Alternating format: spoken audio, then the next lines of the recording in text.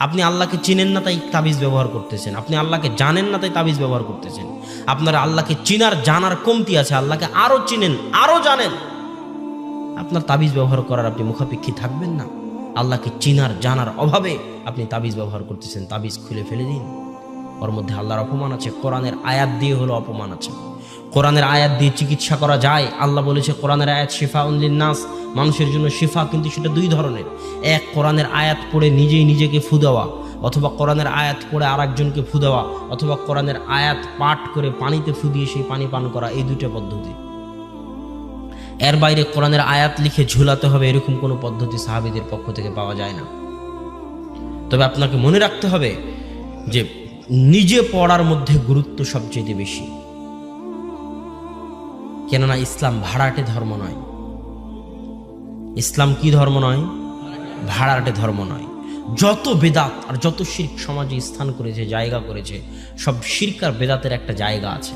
ওই জায়গাতে সব শিরক বেদাত লুকিয়ে আছে। ওই জায়গাটা কি? ওই জায়গা হিন্দু ধর্মেও আছে, ওই জায়গা ইহুদি ধর্মেও আছে, ওই জায়গা খ্রিস্টান ধর্মেও আছে। সব ধর্মে ওই জায়গাটা রাখা আছে যাতে ধর্ম ব্যবসায়ীরা ওই জায়গাটাকে ব্যবহার করে ব্যবসা করতে পারে। সেটা কি? আপনি খ্রিস্টান ধর্ম গ্রহণ করেন, পাদ্রী বলবে যে আপনি সরাসরি আল্লাহকে কিছু বলতে পাবেন না। ব্যাপটিজম পবিত্র হতে হলে পাদ্রীর মাধ্যমে পবিত্র হতে হবে, সরাসরি আল্লাহর কাছ থেকে আপনি পবিত্র হতে পারবেন না। আল্লাহ অনেক মহান, আপনি এত পাপিষ্ঠ, আপনি আল্লাহর কাছে সরাসরি কথা বলতে পারেন না। এটা লিঙ্ক লাগবে। প্রধানমন্ত্রীর সাথে ডাইরেক্ট কথা বলা যায় নাকি? ডাইরেক্ট কথা বলা যায় না, মাধ্যম লাগে, ভায়া লাগে, ওয়াস্তা লাগে, সিস্টেম লাগে। অতএব আল্লাহ অনেক বড় সৃষ্টিকর্তা, আপনি তার সাথে সরাসরি কথা বলতে পারবেন না, আপনি অনেক পাপী। খবরদার নয় খ্রিস্টান ধর্ম। কেন? ওটি দিয়ে তখন ব্যবসা চলবে। এই জায়গাটা দিয়ে কি চলবে? ব্যবসা চলবে। হিন্দু ধর্মে যান, একই অবস্থা।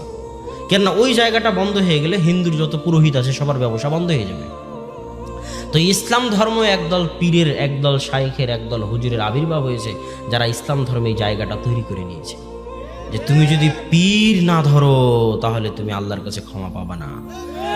ও বাবারা, তোমরা দাদা যান আর বড় আব্বা আর হুজুরের তোমরা পাগড়ি ধরো, তাহলে কিয়ামতের মাঠে আমি জাহাজ নিয়ে তোমাদের পার করে দেব। আল্লাহ আকবার, আস্তাগফিরুল্লাহ আল-আযীম। এই কথা বললে একটা কথা মনে পড়ে যে রাসূল সাল্লাল্লাহু আলাইহি ওয়াসাল্লাম বলতেছেন কিয়ামতের মাঠে ওটাকে বলা হয় শাফাআতে কুবরা। শাফাআত দুই প্রকার। কয় প্রকার? শাফাআত কয় প্রকার? একটা হচ্ছে বড় শাফাআত, একটা ছোট শাফাআত। বড় শাফাআত কি? বড় শাফাআত কি? আল্লাহ বলেছে মাকামাম মাহমুদ। আপনি যে 5 ওয়াক্ত আজানের পরে যে দোয়াটা পড়ে তার মধ্যে মাকামা মাহমুদ আছে না? যে আল্লাহ মুহাম্মদ সাল্লাল্লাহু আলাইহি ওয়াসাল্লামকে একটা শ্রেষ্ঠ জায়গা দাও, মাকামা মাহমুদ দাও।